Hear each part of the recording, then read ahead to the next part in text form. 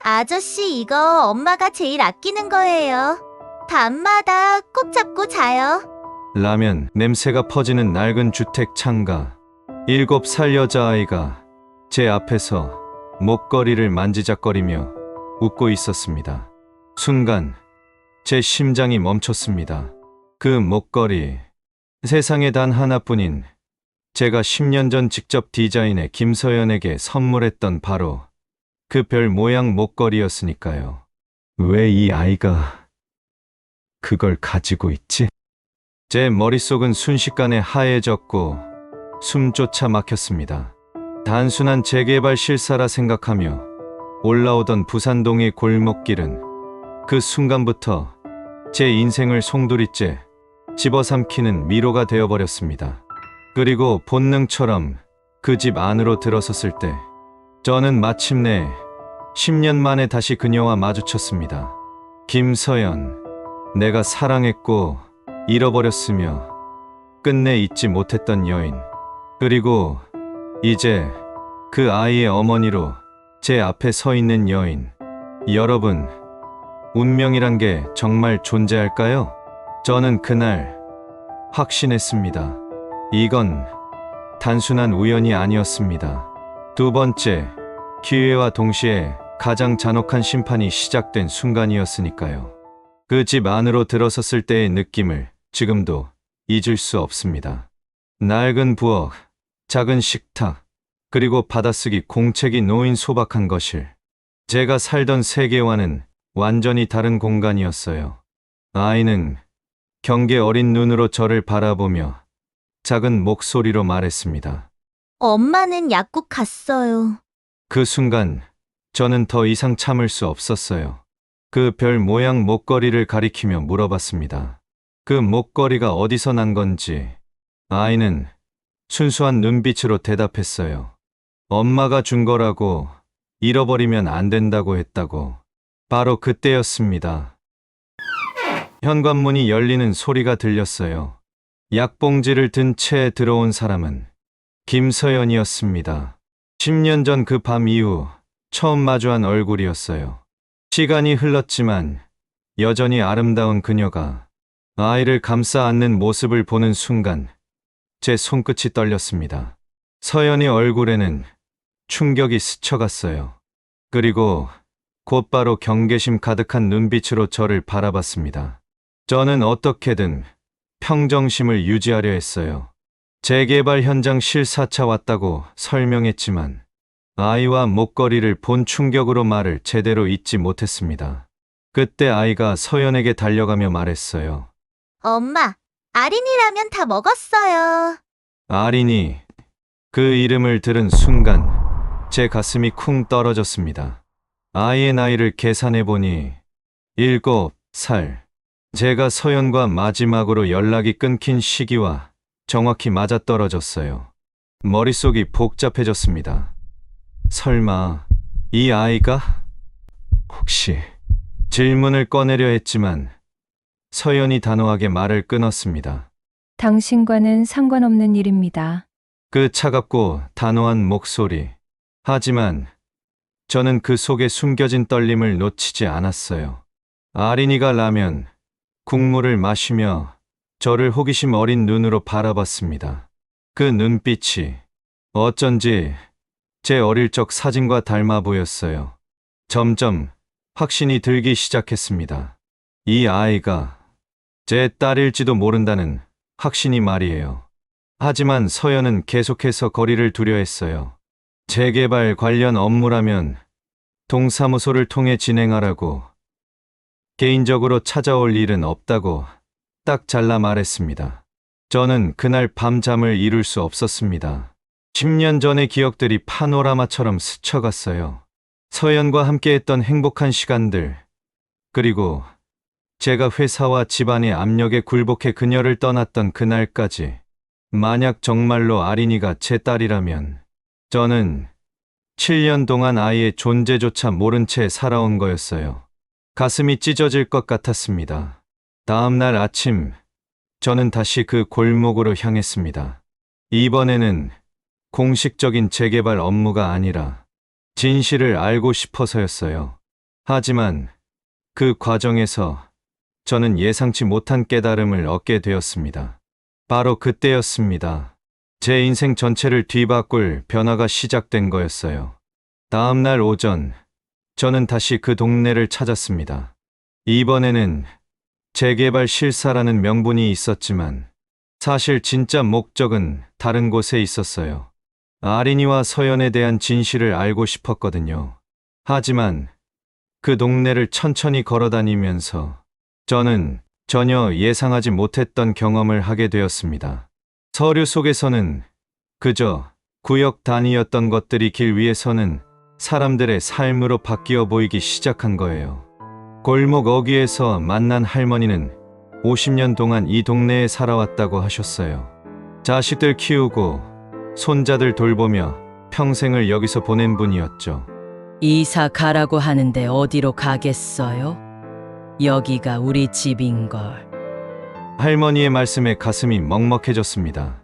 작은 슈퍼를 운영하는 아저씨는 재개발 소식 때문에 장사가 안 된다고 하소연하셨어요. 이미 몇 집이 이사를 가면서 동네가 썰렁해졌다고. 여기서 20년 넘게 장사했는데 이제 와서 어떻게 다른 데서 시작해요? 매일 보고서에서 접하던 이주 대상 세대 수가 실제로는 이런 사람들의 이야기였다는 걸 그때서야 깨달았어요. 점심시간쯤 저는 아린이 사는 집 앞을 지나게 되었습니다. 창문 너머로 아린이가 혼자 그림을 그리고 있는 모습이 보였어요. 크레용으로 열심히 뭔가를 그리고 있었죠. 가까이 가서 보니 집 그림이었어요. 빨간 지붕에 노란 벽, 그리고 굴뚝에서 연기가 나는 따뜻한 집의 모습이었습니다. 예쁜 집이네. 제가 말을 걸자 아린이가 고개를 들었어요. 이런 집에서 살고 싶어요. 따뜻한 집. 아이의 순수한 말에 가슴이 뭉클해졌습니다. 그 순간 저는 결심했어요. 회장님께 보낼 보고서의 제목을 바꾸기로 말이에요. 원래는 이염요인 검토 및 신속 철거 방안이었는데 단계적 주거 개선 및 이주 지원 필요로 바꿨습니다. 처음으로 사람이 먼저라는 생각을 하게 된 거였어요. 다음 날 저는 다시 서연의 집을 찾았습니다. 이번에는 공식적인 업무로 임시 보수 작업을 지시하고 따뜻한 도시락을 가져갔어요. 문을 두드리자 아린이가 문틈으로 고개를 내밀었습니다. 제가 가져온 도시락을 보더니 눈이 반짝거렸어요. 라자냐다. 그 천진한 목소리에 저도 모르게 웃음이 터져 나왔습니다. 어떤 보고서보다 설득력 있는 웃음이었어요. 그 순간 저는 확실히 알았습니다. 이 아이가 정말 소중한 존재라는 걸, 그리고 제가 지켜야 할 사람이라는 걸 말이에요. 하지만 서연은 여전히 경계심을 풀지 않았어요. 도시락을 받으면서도 고마워하지 않겠다고, 이런 도움은 필요 없다고 말했습니다. 우리는 잘 살고 있어요. 당신의 동정은 필요 없습니다. 차갑게 내뱉은 그 말. 하지만 저는 포기할 수 없었어요. 아린이가 제 딸일 가능성이 점점 커지고 있었고, 설령 아니라 하더라도 이 아이를 그냥 둘 수는 없었거든요. 그날 밤 회사로 돌아가서 저는 완전히 새로운 재개발 계획안을 작성하기 시작했습니다.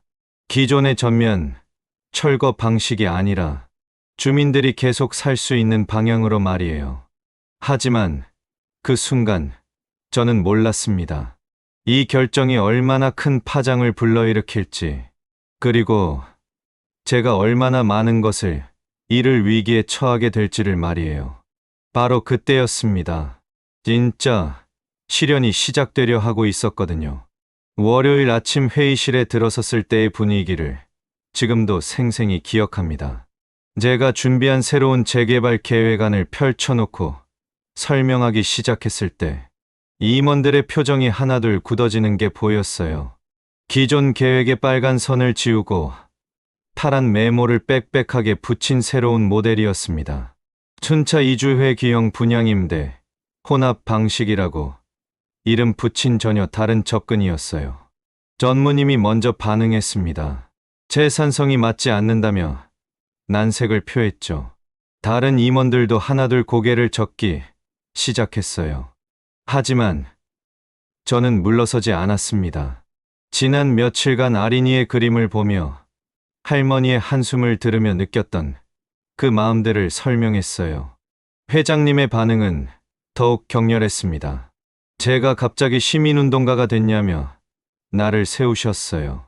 40년 건설업 경험으로 봤을 때 이런 방식은 절대 성공할 수 없다고 단언하셨죠. 숫자 맞출 겁니다. 방식이 달라질 뿐입니다. 제가 이렇게 답했을 때 회의실 안이 얼어붙었어요. 지금까지 회장님 앞에서 이렇게 강하게 의견을 표한 적이 없었거든요. 그날 밤 집에 돌아와서 저는 오래된 스케치북을 꺼냈습니다. 대학 시절 건축을 공부하며 그렸던 그 책이었어요. 10년 전에는 서연을 위해 별 모양을 그렸었는데 이번에는 아린이 웃을 수 있는 집을 그리기 시작했습니다. 따뜻한 거실, 넓은 창문, 그리고 아이가 마음껏 뛰어놀 수 있는 작은 마당까지 하나하나 정성스럽게 스케치했어요. 그 순간 깨달았습니다. 변화는 이미 시작됐다는 걸. 그리고 이제 돌이킬 수 없는 길을 걷고 있다는 걸 말이에요. 하지만 그때까지만 해도 저는 몰랐어요. 이 결정이 얼마나 큰 폭풍을 불러올지를. 그리고 제가 사랑하는 모든 것을 잃을 위기에 처하게 될지를 말이에요. 바로 그때였습니다. 진짜 실현이 본격적으로 시작된 거였어요. 제가 바꾼 계획안이 회사 내부에서 일으킨 파장은 상상 이상이었습니다. 화요일 아침부터 전무님과 일부 임원들이 노골적으로 반발하기 시작했어요. 제 산성이 안 맞는다는 건 표면적 이유였고 실제로는 제가 기존 관행을 뒤흔들었다는 게 문제였죠. 회장님은 더욱 직설적이었습니다. 감정에 휘둘린다며 노골적으로 불쾌함을 드러내셨어요.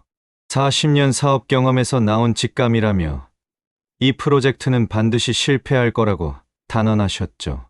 하지만 정작 제게 더 큰 위기는 다른 곳에서 찾아왔습니다. 목요일 오후 유진이 갑자기 서울에서 부산으로 내려왔어요. 회장님이 점 찍어두신 제 약혼녀였죠. 평소에는 제 일에 관심이 없던 그녀가 왜 갑자기 부산까지 온 걸까요? 나중에 안 사실이지만 유진이 제가 자꾸 부산에 머무는 이유를 의심하기 시작한 거였어요. 그리고 직접 조사를 해보니 서연과 아린의 존재를 알게 된 거죠. 유진은 서연을 직접 찾아가 압박했다고 했습니다. 이도현은 자신의 약혼자라며 괜한 오해를 불러일으키지 말라고 경고했다는 거였어요. 그 소식을 들었을 때 피가 거꾸로 솟는 것 같았어요. 서연은 그 일 이후로 더욱 마음을 닫아버렸습니다. 저를 곤란하게 하지 않으려는 마음이었겠지만 결과적으로는 아린을 데리고 조용히 짐을 싸기 시작한 거였어요. 금요일 저녁 평소처럼 그 집을 찾아갔을 때 텅 빈 집만 남아 있었습니다. 이웃 할머니가 말씀해 주셨어요. 서연과 아린이 어디론가 이사를 갔다고. 어디로 갔는지는 아무도 모른다고 하시더군요. 그 순간 정말로 세상이 무너지는 것 같았습니다. 제가 지키려던 사람들이 저 때문에 더 힘들어하고 있었어요. 회사에서의 갈등도 유진과의 문제도 모든 게 제가 만든 상황이었죠. 그날 밤 저는 부산 시내를 헤매며 서연과 아린을 찾아다녔습니다. 모든 모텔, 고시원, 임시 거처들을 다 뒤져봤지만 찾을 수 없었어요. 새벽 3시가 되어서야 지쳐서 차 안에 주저앉았습니다. 과연 제가 올바른 선택을 한 걸까요? 아린이가 정말 제 딸이라면 제가 이렇게 그들을 더 어렵게 만들어도 되는 걸까요? 모든 게 확실하지 않은 상황에서 너무 많은 것을 감당하려 한 건 아닐까요? 하지만 포기할 수는 없었어요. 그 별 모양 목걸이, 아린이의 순수한 눈빛, 그리고 서연을 향한 10년간의 그리움. 모든 게 진실이라고 속삭이고 있었거든요. 바로 그때였습니다. 예상치 못한 곳에서 변화의 징조가 나타나기 시작한 거였어요.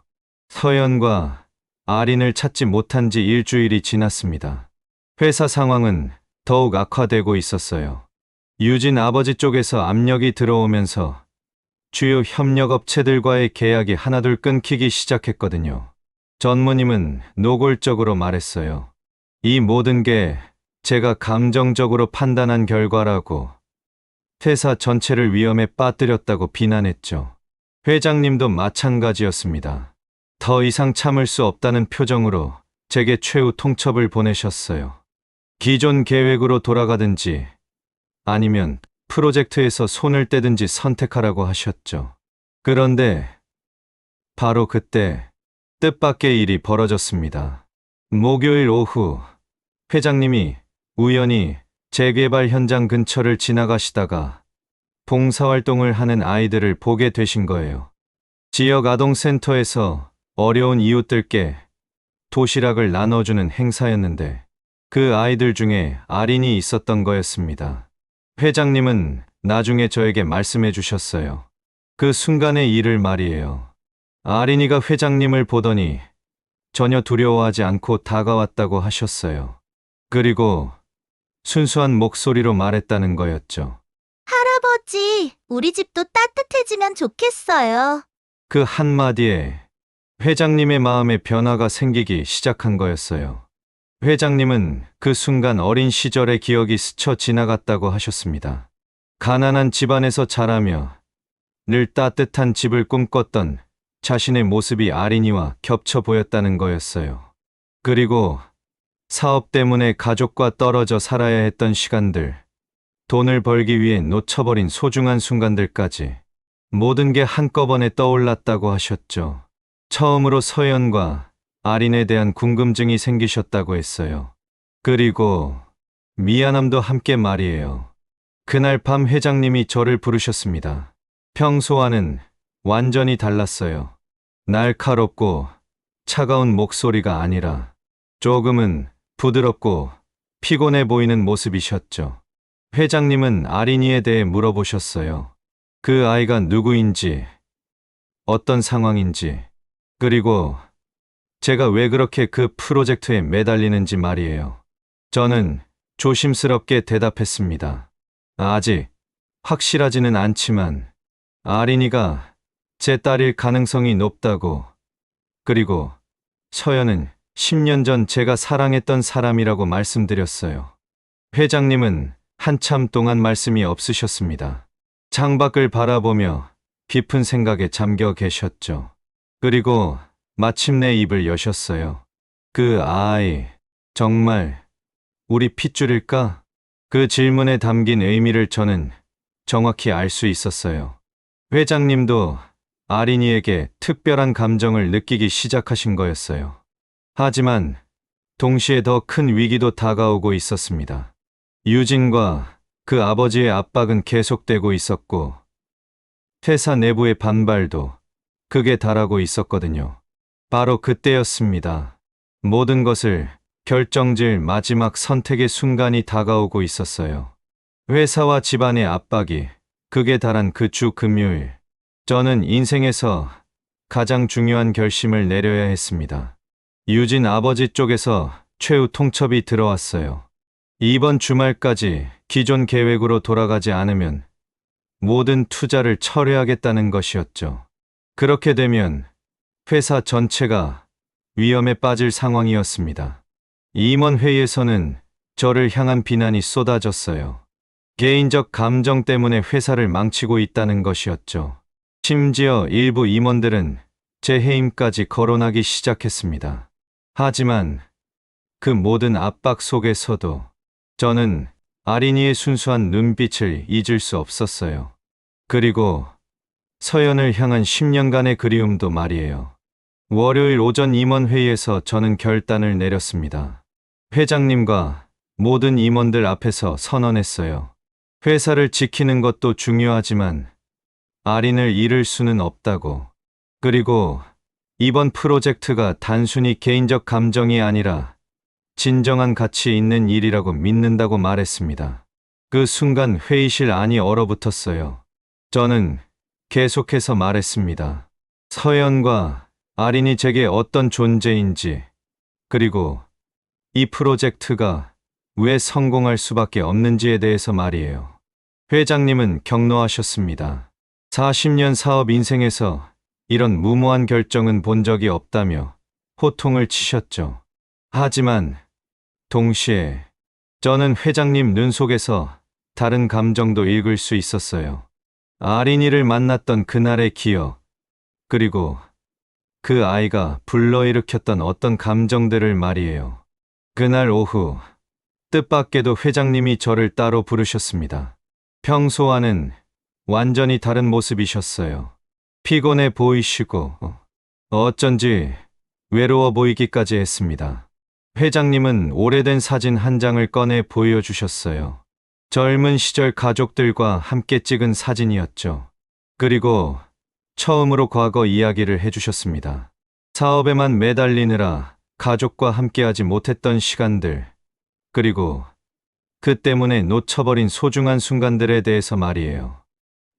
나도 손자가 있었으면 좋겠다고 생각해봤다. 그 말씀을 하실 때 회장님의 목소리가 떨리고 있었어요. 며칠 후, 회장님은 은밀히 서연과 아린을 찾아가셨습니다. 나중에 들은 이야기지만 회장님은 그날 서연에게 진심으로 사과하셨다고 해요. 10년 전 제가 서연을 떠나게 만든 것이 사실은 회장님의 강력한 반대 때문이었다는 것, 그리고 그 선택이 얼마나 잘못된 것이었는지 깨달았다는 것을 고백하셨다고 했습니다. 내가 널 내쫓았다.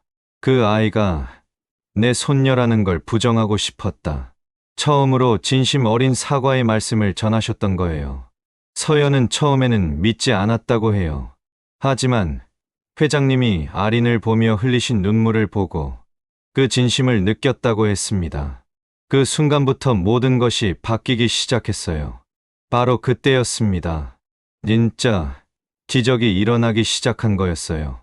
새로 완공된 따뜻한 집, 프로젝트, 기공식 날을 저는 평생 잊지 못할 것 같습니다. 그날 아침 회장님이 저에게 말씀하셨어요. 오늘은 단순한 기공식이 아니라 새로운 시작의 날이라고. 그리고 가족을 되찾는 날이라고 하셨죠. 기공식장에는 예상보다 훨씬 많은 사람들이 모여 있었어요. 언론사 기자들, 지역 주민들, 그리고 서연과 아린의 모습도 보였습니다. 회장님은 단상에 올라가셨습니다. 평소의 딱딱한 사업가 모습이 아니라 한 명의 할아버지 같은 따뜻한 표정이셨어요. 그리고 놀라운 발표를 하셨습니다. 회장님은 마이크를 잡고 공개적으로 선언하셨어요. 이 프로젝트가 단순한 사업이 아니라는 것, 그리고 특별한 의미가 있다는 것을 말이에요. 이 아이는 내 손녀다. 이 프로젝트는 그녀와 같은 아이들을 위한 것이다. 서연과 아린을 무대 위로 올려주시며 하신 그 말씀, 그 순간 제 눈에서 눈물이 흘러내렸습니다. 기자들의 플래시가 터지고 있었지만 저는 오직 아린이만 보고 있었어요. 아린이가 처음으로 회장님을 보며 말했습니다. 할아버지, 그 작은 목소리에 회장님의 눈가가 젖었어요. 70년 인생에서 가장 소중한 순간이라고 나중에 말씀하시더군요. 서연도 제 옆으로 다가왔습니다. 10년 만에 우리는 조심스레 서로의 손을 잡았어요. 미안해. 정말 미안해. 제가 할 수 있는 말은 그것뿐이었어요. 서연은 고개를 저었습니다. 이제는 과거가 아니라 앞으로의 시간이 더 중요하다고, 우리 가족을 위해 최선을 다하자고 말해주었어요. 기공식이 끝난 후 정말 놀라운 일들이 연달아 일어났습니다. 회사는 사회적 신뢰를 얻어 새로운 투자자들을 끌어들이기 시작했어요. 사람을 먼저 생각하는 건설회사라는 이미지가 오히려 더 큰 성공을 가져다 준 거였죠. 유진과 그 아버지의 압박도 자연스럽게 해결되었습니다. 언론과 사회의 관심이 우리 프로젝트에 집중되면서 그들도 더 이상 함부로 행동할 수 없게 된 거예요. 그리고 무엇보다 가족이 비로소 진짜 한 지붕 아래 모이게 되었습니다. 새 집으로 이사한 첫날 밤, 아린이가 제게 말했어요. 아빠, 이제 우리 진짜 가족이에요? 그 순간 제 가슴이 벅차올랐습니다. 10년 늦었지만 이제야 진짜 아빠가 된 기분이었어요. 늦었지만 진심이라면 다시 시작할 수 있다는 것. 그날 밤 별을 바라보며 깨달은 진리였습니다. 지금도 생생히 기억합니다. 부산동 골목에서 아린이와 처음 마주했던 그 순간을 말이에요. 5년이 지난 지금 저희 가족은 서울에서 새로운 삶을 살고 있습니다. 아린이는 이제 12살이 되어 씩씩하게 자라고 있어요. 회사도 완전히 달라졌습니다. 따뜻한 집, 프로젝트는 전국적으로 확산되어 사회적 기업 모델의 성공 사례가 되었어요. 수익성과 사회적 가치를 동시에 추구하는 새로운 건설회사로 변화한 거죠. 어제 아린이가 제게 물어봤어요. 아빠, 그때 왜 나를 찾으러 왔어요? 저는 아린이의 목에 여전히 걸려있는 별 모양 목걸이를 가리키며 말해주었습니다. 그 목걸이가 아빠를 불렀거든. 우리가 가족이라고 말이야. 아린이는 고개를 끄덕이며 웃었어요. 그 웃음을 보는 순간 10년 전 서연에게 목걸이를 선물했던 그때의 마음이 되살아났습니다. 사랑은 시간이 지나도 변하지 않는다는 것. 그리고 진심이라면 언제든 새로운 시작이 가능하다는 것을 배웠어요. 서연과도 다시 혼인신고를 했습니다. 10년 늦은 결혼이었지만 이번에는 정말로 영원할 거라는 확신이 있어요. 회장님도 완전히 달라지셨어요. 이제는 회사 일보다 아린이와 보내는 시간을 더 소중히 여기세요. 매주 일요일마다 아린이와 공원에 가시는 모습을 보면 진짜 할아버지가 되셨구나 하는 생각이 들어요. 가끔 부산에 있는 그 동네를 찾아가기도 합니다. 이제는 완전히 새로운 모습으로 바뀌어 있지만 여전히 그곳 사람들이 따뜻하게 맞아주세요. 할머니는 여전히 그 동네에 사세요. 새로 지어진 아파트에서 손자들과 함께 행복하게 지내고 계시죠. 슈퍼를 운영하셨던 아저씨는 아파트 상가에서 더 큰 마트를 열으셨어요. 장사도 훨씬 잘 되신다고 하시더군요. 모든 사람이 행복해진 건 아니지만 적어도 우리가 함께 더 나은 방향을 찾으려 노력했다는 것만은 확실해요. 여러분께 꼭 말씀드리고 싶은 게 있습니다. 저는 그 골목에서 아린이를 만나기 전까지 숫자와 이익만 생각하며 살았어요. 사람의 마음이나 진짜 가치 같은 건 뒷전이었죠. 하지만 진짜 중요한 건 다른 곳에 있었더라고요. 사랑하는 사람들과 함께하는 시간, 누군가를 행복하게 만들 수 있는 능력, 그리고 과거의 실수를 바로잡을 수 있는 용기. 혹시 지금 여러분 중에도 놓쳐버린 소중한 사람이 있으신가요? 과거의 선택 때문에 후회하고 계신가요? 그렇다면 포기하지 마세요. 진심이라면 늦었다고 해서 늦은 게 아니에요. 사랑하는 마음이 있다면 언제든 새로운 시작이 가능해요. 제가 그랬던 것처럼요. 오늘도 저는 아린이와 서연과 함께 저녁 식사를 하며 소소한 일상의 행복을 느낍니다. 10년 전에는 상상할 수 없었던 평범한 행복이에요. 그리고 매일 밤 아린이가 잠들기 전에 말해줍니다. 아빠는 너를 정말 사랑해. 그리고 우리는 영원히 가족이야.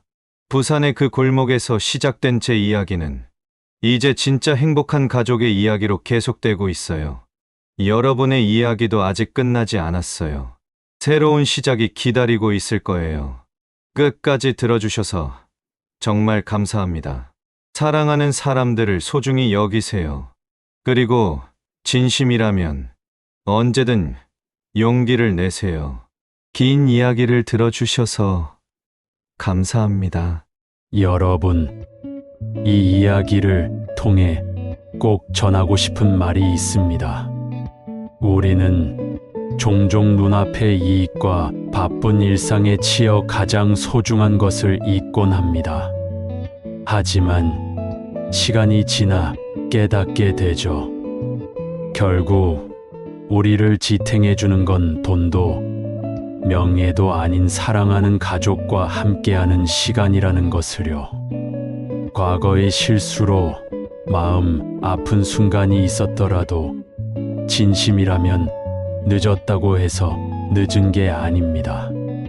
다시 시작할 용기만 있다면 언제든 새로운 길을 열 수 있어요.